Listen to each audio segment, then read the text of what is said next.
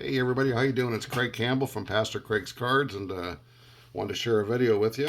Just got back home from the West Coast. We were out there for a week. My brother had passed away a few months ago, and we had his funeral service and interred his ashes over the weekend. And it was just a real nice day to be out on that Saturday, nice and sunny, and just had a good visit out there with family and friends, and just a real honor and privilege to do the interment ceremony for my brother. And as a pastor, there was an old saying that I don't like to do funerals for dead people.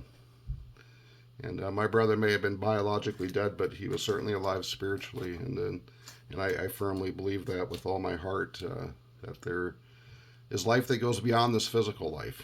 But so back home, we got home pretty late last night and been really busy today, taking care of a lot of business, and want to drop a video before I go to bed here tonight. So you can see the Eddie Matthews card, one of my favorite cards. I have a 1954 Red Man that's signed by Eddie Matthews there. And then I picked this up. It came in the mail when I was gone, this nice 1954 Red Man, no tab, and not signed. So the same card, just not signed, and just a really nice card. I love the picture on that, just a solid picture of Matthews. And I picked up this Lou Burdett 54 Red Man, one of my favorite Braves, and he was a MVP of the 1957 World Series. In my opinion, had the greatest World Series performance of any pitcher ever, and by winning 3 games in a 7-game series, 2 of which were complete.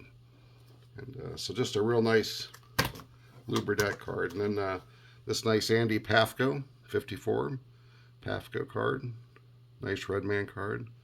Really enjoy these Red Mans. I want to get more and more of them as I can get them, and even the ones without the tab, I just really like the picture. I like the big card. Nice Johnny Logan card there, and here's a nice Del Rice. He was a St. Louis Cardinals catcher.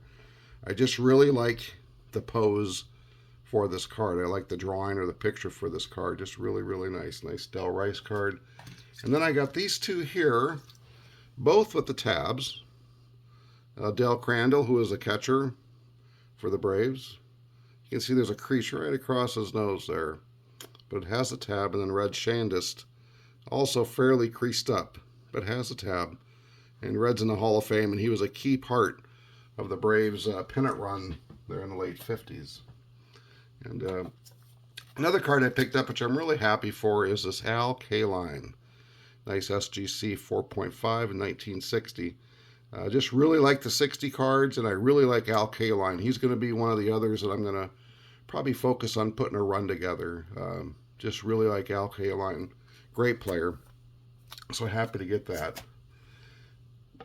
And as we're leading up to the Strongsville, trying to save some money, because I got some big cards I really want to get, but I've been working on this 84 Donruss Hall of Fame set. And Robin Yount of the Milwaukee Brewers, of course, one of my favorites, and a nice PSA 9. I've had that one for a while, but then I picked up this nice Diamond King, near mint 784 Donruss. And I remember in 86, when I started collecting again, these 84 Donrusses were hard to find. A little bit expensive because of the Don Mattingly rookie card, which was really kind of driving the hobby there in the mid-80s. Here's a nice Wade Boggs PSA 7. But yeah, these 84 Donrusses, they were hard cards to find even back in the mid to late 80s. And there was a big demand for them. Nice Ryan Sandberg PSA 8. One of the things I really like about these mid-80s sets is the fact that you've got a really good mix of younger guys like the Cal Ripken, Sandbergs, Boggs. During these playing days, they were in their 4th or 5th year. Nice PSA 7. So you have that nice mix of those guys, along with guys like Robin Yount, who were, midway through their career, had about 10 years of service. Here's a nice Ricky Henderson PSA 7. One of my all-time favorite players, Ricky. And but you had this nice mix of younger guys that are in the Hall of Fame, and then you had these veteran guys like Nolan Ryan. Nice PSA 8. Nolan had a lot of good years left in him yet, but these guys have been around for 12 to 15 years. A nice Eddie Murray Diamond King.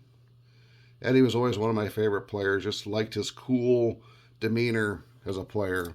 Never got too excited, but man, could he hit the ball, and he had a really good glove. And he was a winner. You know, the Orioles teams are pretty darn good his whole career. And then here's a guy I really always enjoyed, Tom Seaver. Tom, terrific. Nice PSA 8. And Tom was at the end of his career here. So it's kind of like that nice mix of younger Hall of Famers, the Cal Ripkens, Wade Boggs, with a mixture of the middle guys like Robin Yount, Eddie Murray, and then you've got some of these older guys like Tom Seaver and Nolan Ryan in these mid-'80s sets. And, so I'm just going to keep working and trying to plug away and get this Hall of Fame run for the 1984 Donruss taken care of. It's kind of one of my favorite sets because I remember when I first started collecting again in the 80s, and I was in the Air Force, and me and my wife had 2 little kids, and we were living in base housing, and you know, to come up with $5 or $6 was kind of a big deal back then.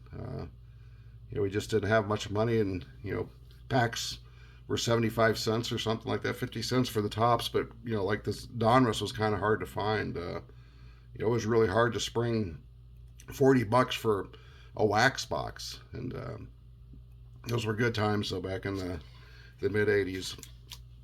So just real happy to start working on this 84 Donruss, but just want to drop a quick video. A little bit tired, you can tell by my voice. Looking forward to going to bed and glad to be home. So enjoy the hobby, guys. Keep on collecting.